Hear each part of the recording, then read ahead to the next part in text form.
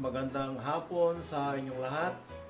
Ngayon ay narito muli tayo sa kusina natin dahil magluluto tayo ng isang uri ng kakanin. Itong isang uri ng kakanin ito ay lagi niluluto sa Batangas, lalo na kapag may mga okasyon kagaya ng Pasko, Bagong Taon, kasal, lalo sa kasal kasi ito ay isa sa sinasama sa iniregalo sa mga ninong at ninang, lalo na sa San Juan, Batangas na kasalan. Ito ay tatawagin nating Kalamay Batangas. Kaya nga ngayon ay ito lulutuin natin kasi matagal na kaming hindi na uli nakakauwi at hindi nakakakain itong kalamay nito. Kaya ngayon ito yung ating lulutuin. At bago tayo mag-umpisa, nais ko munang ipakita sa inyo ang mga sangkap sa pagluluto ng Kalamay Batangas. So, ito yung mga sangkap sa ating lulutuing Kalamay Batangas. Kasi dito sa Bacolod ay mahirap pa makakita ng gilingang mapino. Kaya ang ginawa ko na lamang ay bumili na lamang ako na nitong finest glutinous rice flour o malagkit na harina. Giniling na malagkit. Ito ay 1 kilo, tapos 1 kilo, kalahating kilo, tapos ito ay kalahating kilo. Bali 1 kilo ito lahat-lahat. 2 balot. So, kita niyo naman, 500 grams. 2 balot yan. Tapos, meron din tayo ritong kalamay. Itong kalamay na ito ay mga 650 grams. Gagamitin natin kalamay. Tapos, meron din tayo dito konting asin para ma-minimize ang lasa ng ating lulutuing kalamay. Tapos, meron din tayo ritong gata. Ginata ko na ito. Ito ay 2 malalaking nyug na inarbest ko sa aming talim na nyug dito sa likod bahay. Na pinakita ko sa inyo yung nakaraan kong vlog. Tapos, meron din tayo ritong tubig para sa pagtitimpla natin itong harina, gagawin natin ito ng galapong para ito ay ating maluto na kalamay.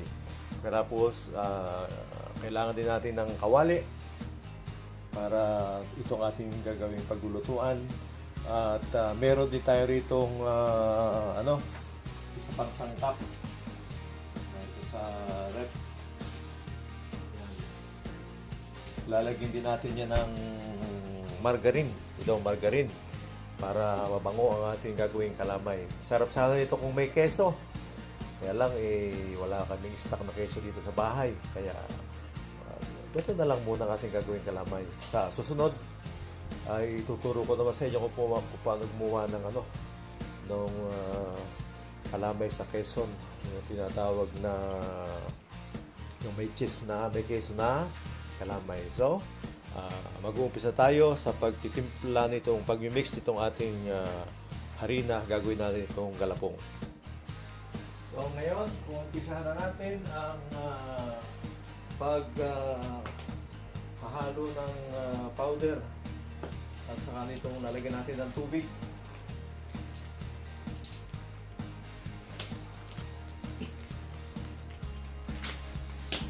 Lagyan mo natin yung iba pang powder bago natin lagyan ng tubig para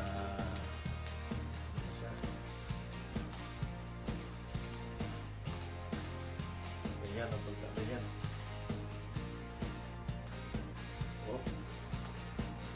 Ititira natin para masigurado natin na kasi pag napalabnaw dapat hindi pandagdag tayo, kaya magtitira mo tayo ng konting galapong.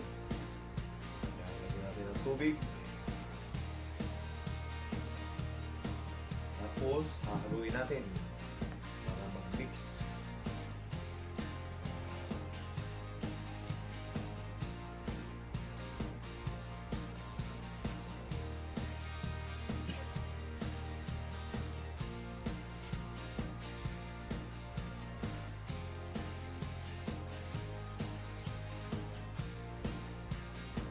Tubig.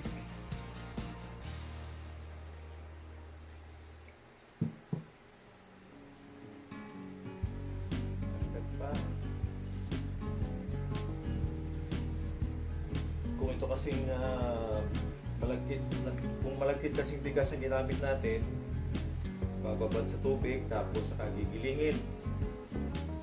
Eh, matagal ang pagigiling, matagal ang proseso ng pagigiling.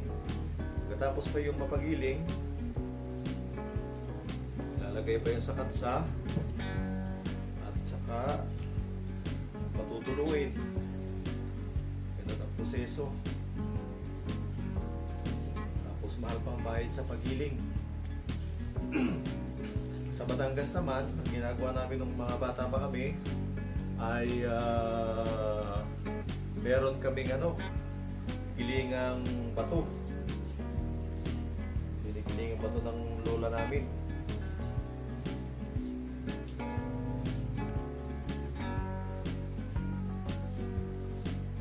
Gilingang bato yun ng lola namin na ngayon, antik na yun.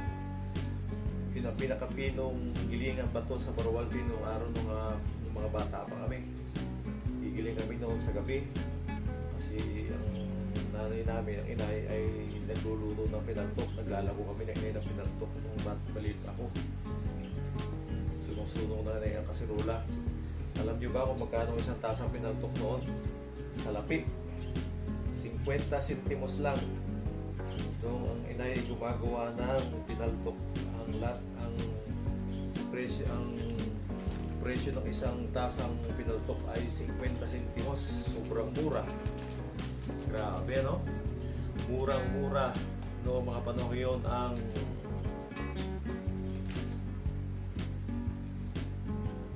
pinaltok. 50 centimos.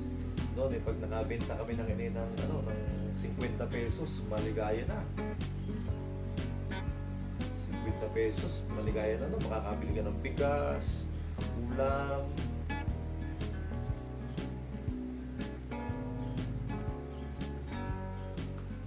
Pero ngayon, 50 pesos, ano mabibili mo? Kakabili ka lang 50 pesos. Hindi pa makabili ng ng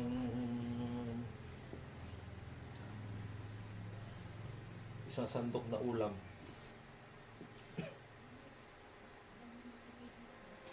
So, kaya mula kasi nung bata pa kami, dito na namin ang paggagawa ng inayin ng mga kakanin. Kaya ngayon, nakuha namin. Sabi ko nga doon sa mga nasalamuha o mga bata pa, manood kayo. Kasi sa panonood, matututo kayo. Lalo na kapag kayo manonood na interesado kayo sa inyong pinapanood. Kaya pag nanonood ng teleserye o ng pelikula, kapag interesadong manood ng pelikula o teleserye, abay sa ulo ang pelikula na ikwento. Dali pa sa ulo.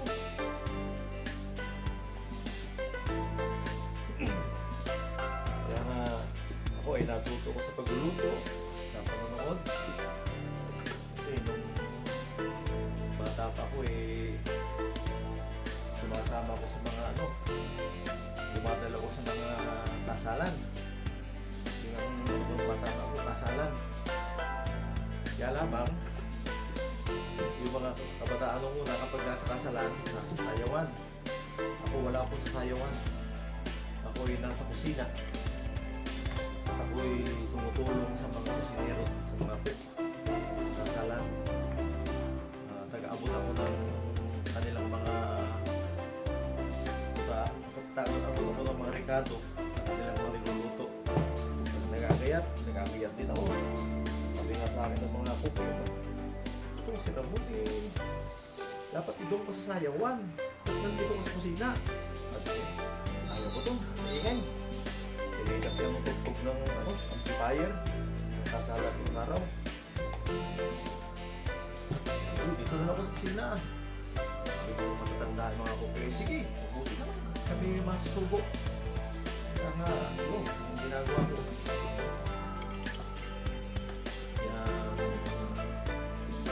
Subuhin nila ko.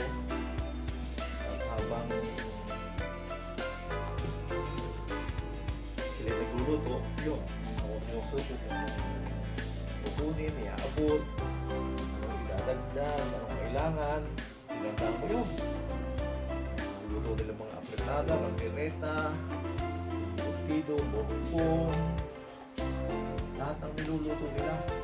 Adobo, zero, lahat ng klaseng luto ay natatato. Caldereta, baka, kambing. Sa akin kamay ang mga dumadaan yung mga rekado nila. Kaya yun. Tanda ko yung sunod-sunod na subo sa akin na paabot. Aba, nasa ulo ng bata. Kaya hanggang ngayon ay napapakinabangan. Napapakinabangan. Ano yung pagluluto ng lutong Batangas eh. Kaya lang hirap magluto ng lutong Batangas. Ang mahirap maglinis ng ng libo ng baka. Yung pinakamahirap, maglinis ng libo ng baka.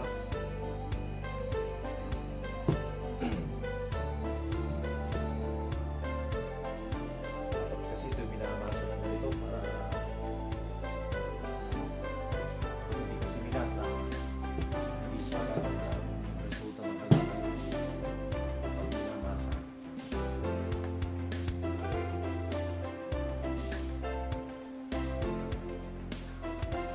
Masa.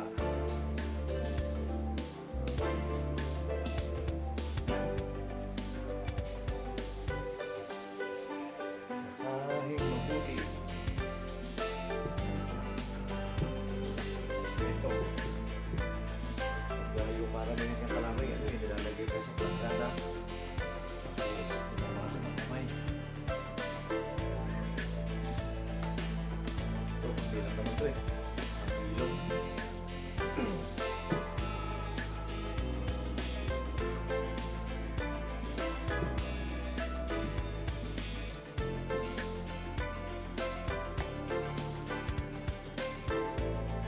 Kaya ay ano na pang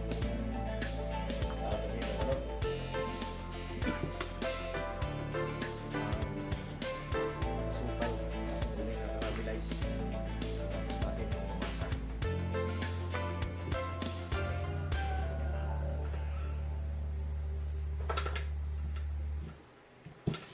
Oh. Yeah, okay na yan. Sit-aside muna natin. Tapos, kukuha lang tayo ng panghalo at gagawin natin ay ang asukal naman. Okay, ngayon guys, ay ano naman,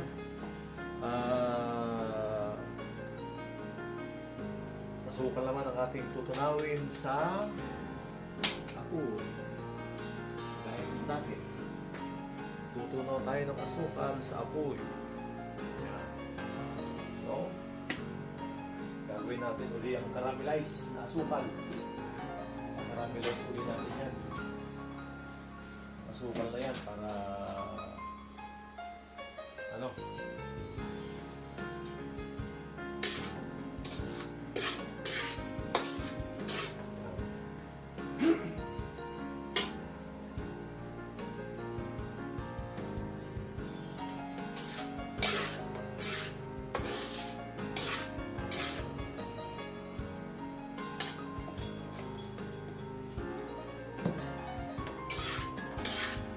Medyo pupuluhin natin itong ito asukal natin.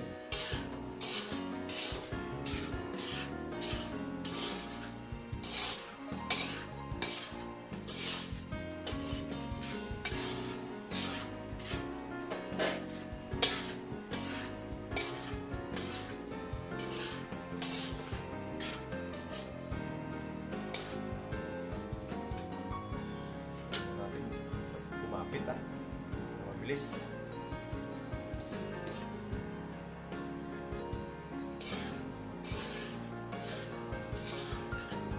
Dito kasi mainit ang ang wallet. Mainit na.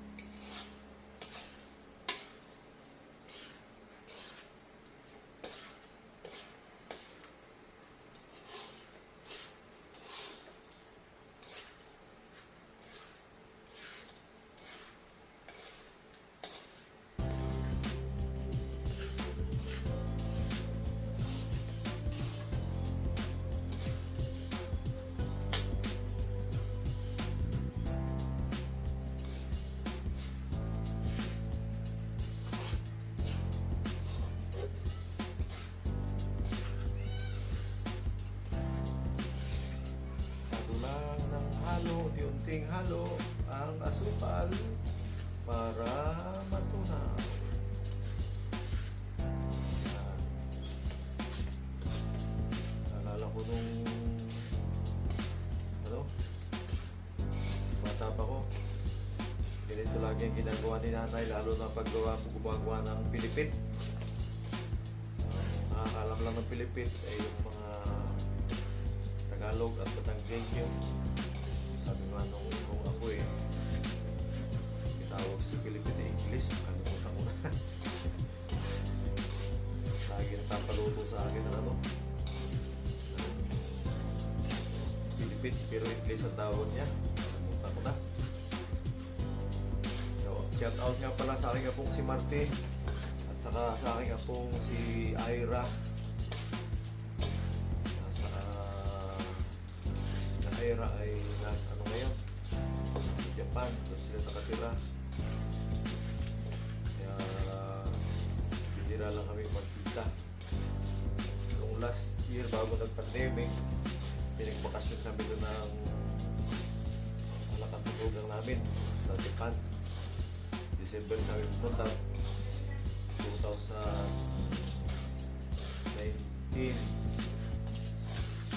Tapos balik kami ay March 2020. Pandemic. Araw nga i-edit ko yung mga picture. Isama ko rin sa vlog yung mga picture namin sa Japan.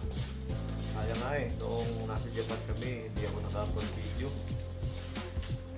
Gaganda ng mga tanawin sa Japan. Tapos ang linis ng Japan, wala kang makikita balat ng sitsirya o bote ng soft drinks sa mga daan.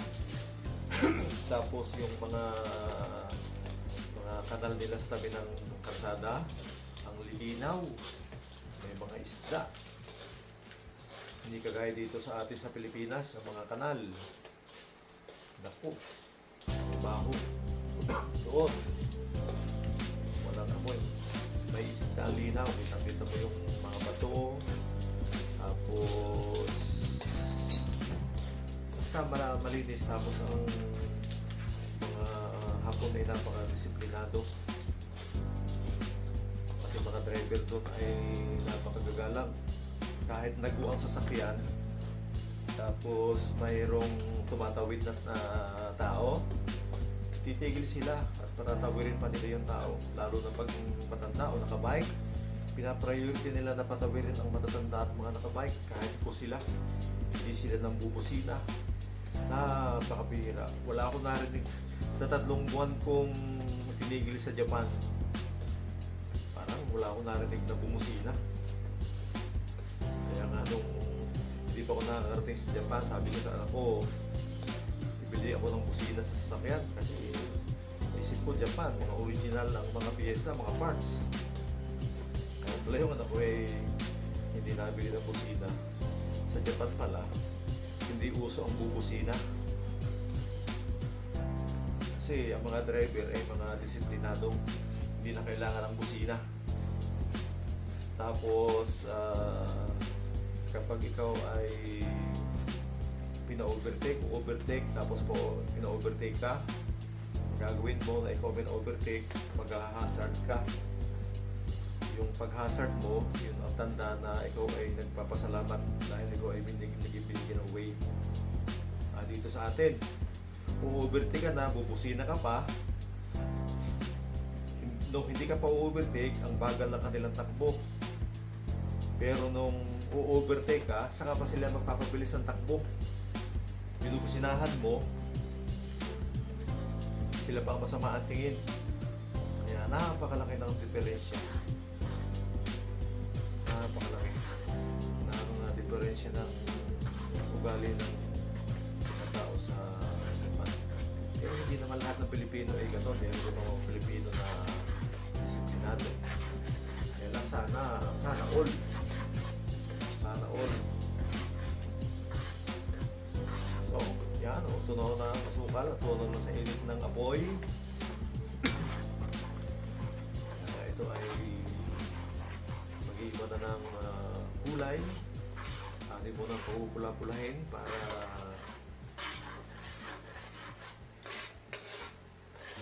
sarap ang ating kalamay.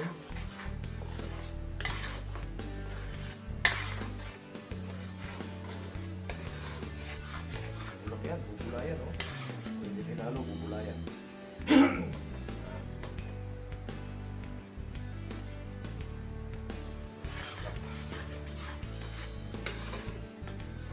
Natin na konti ang apoy. Kasi masunod ang asukal pagka malakas ang apoy. Low fire na, low fire.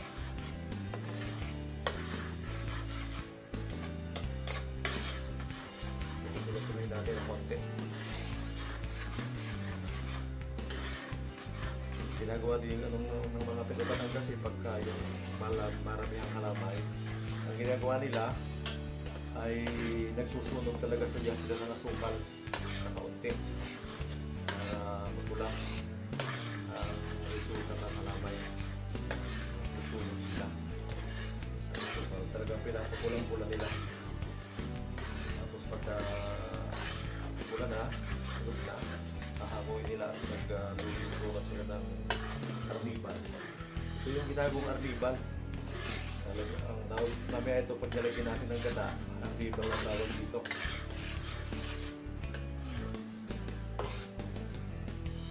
Kumigo naman pagkasunog na.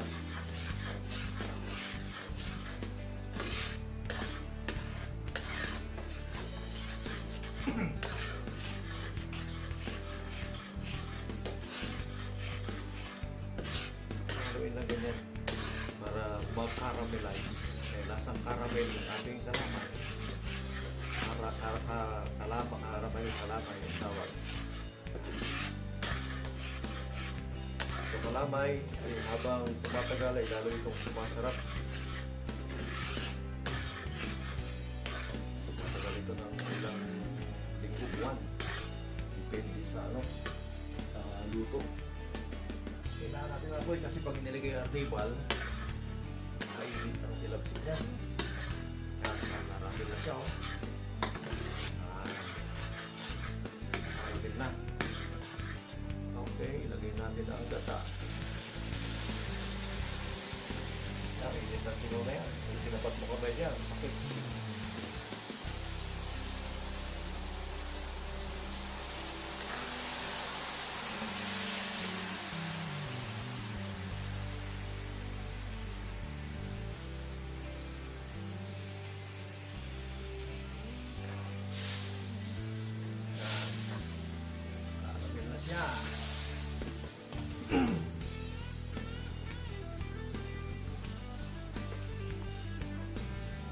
Tapos, tutunawin ulit natin sa gata ang ating asukal habang hinahalo.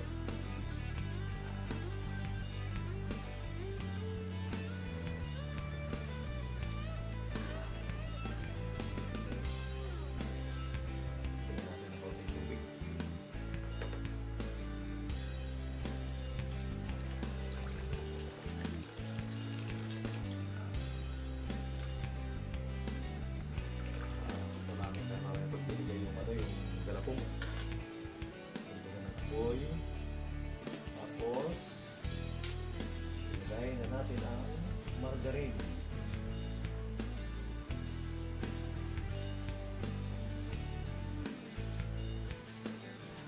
Yan.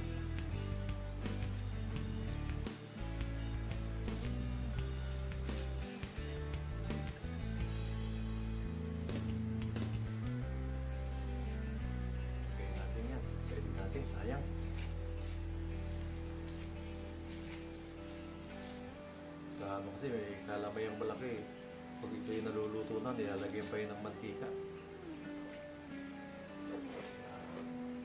Luluhin lang natin.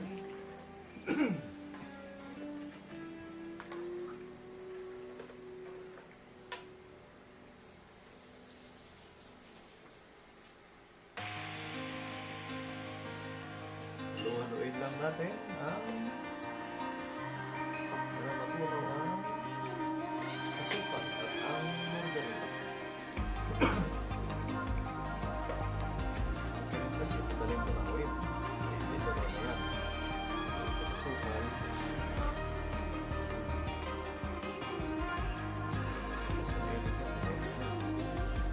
Tapos, lalagay din natin ang asin.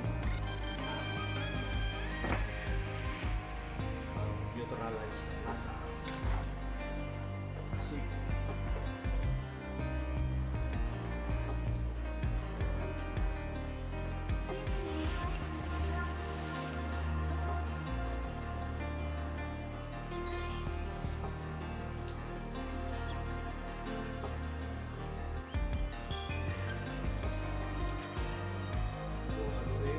Tuloy lang ang halo.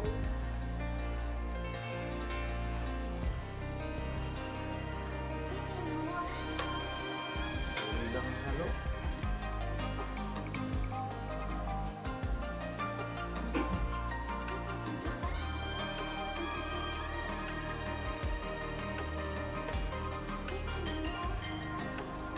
Tuloy lang ang halo hanggang sa matuna ang asukal.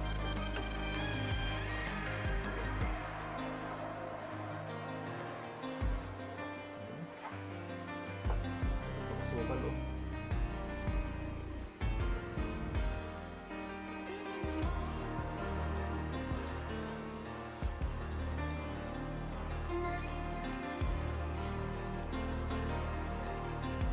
Lubak ito, pwede na lagyan ng galapon.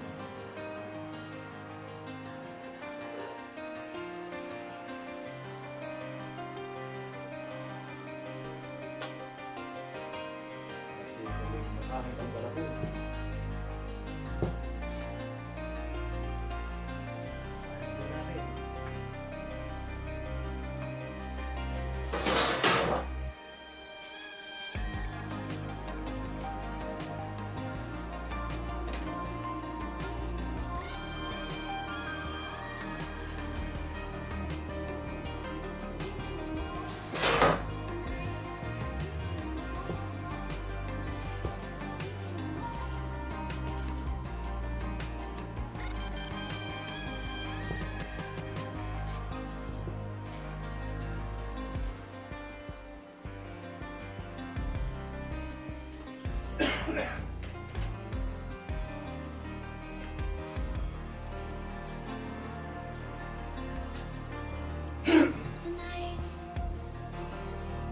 Hinihintay natin yung ulo.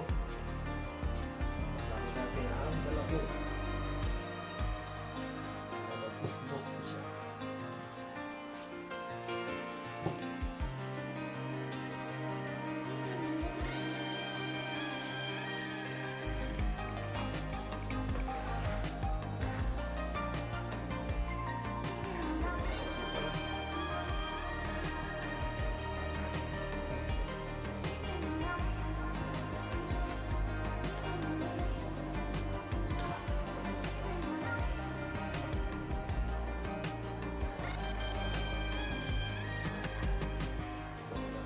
Bago ng arnibal, gawa ng ng margarine. Diba, nilalagay niyang butter sa cheese. Mas masarap yun. Kaya lang mas mahal. Wala tayong stock. Diba, yun na.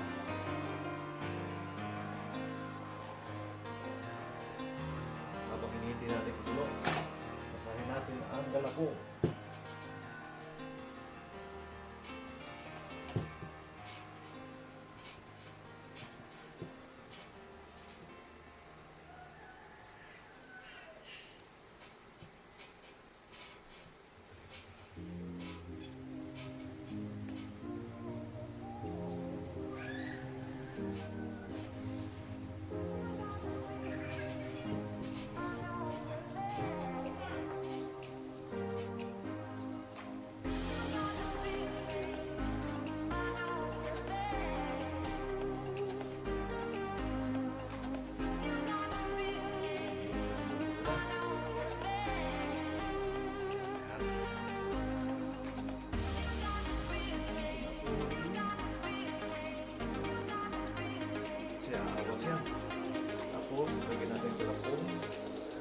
iba, ginagawa nila sa Malapiano, binibilog-bilog. Ito, konti lang naman ito. Na kailangan bilog-bilogin pa.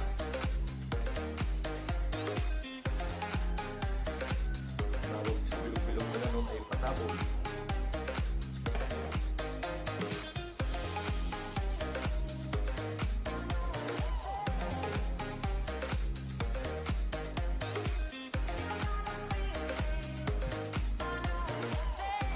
Binigyan mo ng buo, mabigat siya ng luto. Dapat unti-unti nilalagay. Kasi pabilog, patabol na tawag. Ito hindi ko na pinapatabol kasi kunti lang naman.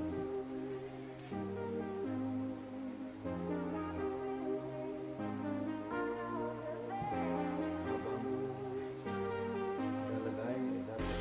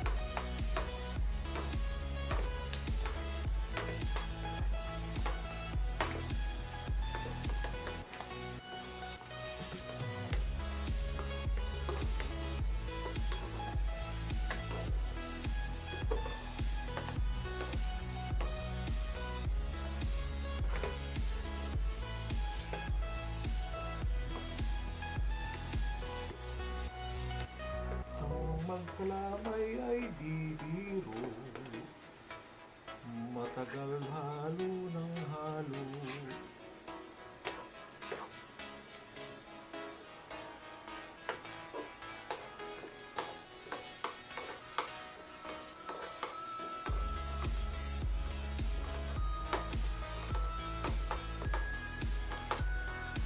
Di naman nakaupo, lagi nang nakatayo. Pagkatapos haluin, ang sarap naman kainin.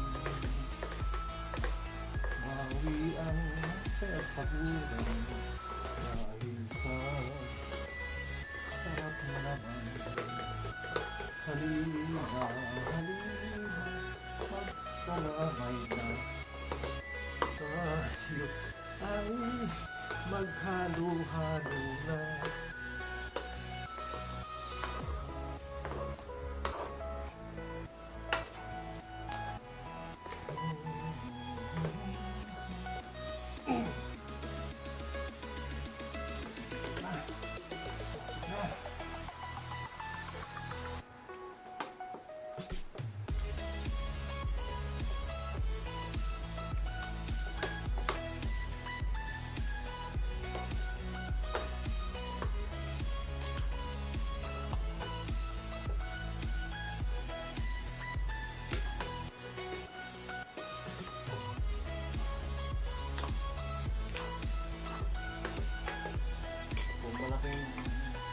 kasi ang ginagamit pagkakalamay, ang ginagamit na panghalo ay kawayan na ginawa o kaya ay sagwan o paklang ng nyug.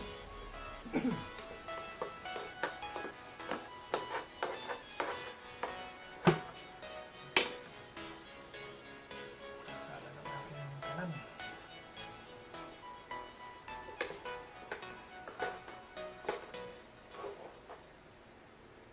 Okay. Hindi masyadong nadurog. Kasi isang tao lang naghahalo. Maayos na rin to.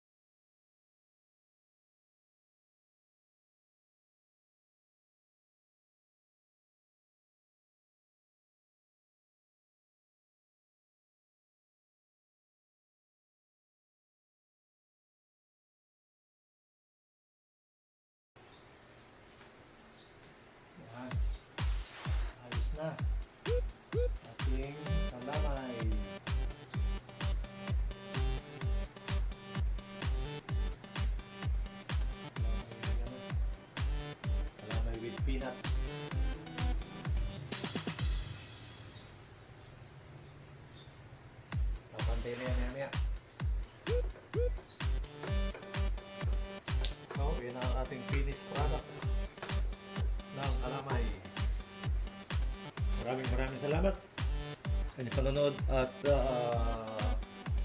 magandang hapon sa ating lahat.